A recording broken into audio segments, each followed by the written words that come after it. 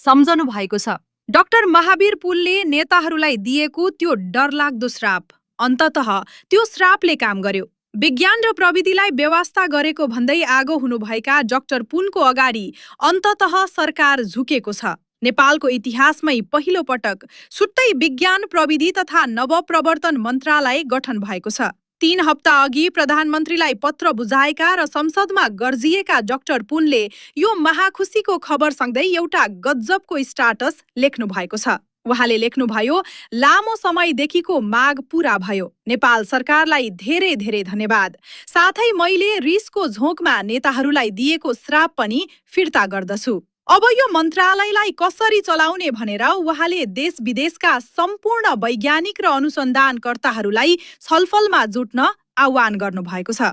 नेतालाई दिएको श्राप फिर्ता लिने डाक्टर पुनको यो कुल अन्दाज र देशमा छुट्टै विज्ञान मन्त्रालय बनेको यो ऐतिहासिक खुसीमा तपाईँ कति नम्बर दिनुहुन्छ? कमेन्टमा बधाई लेख्नुहोस् र यो भिडियो सम्पूर्ण नेपालीमाझ सेयर गर्नुहोस्।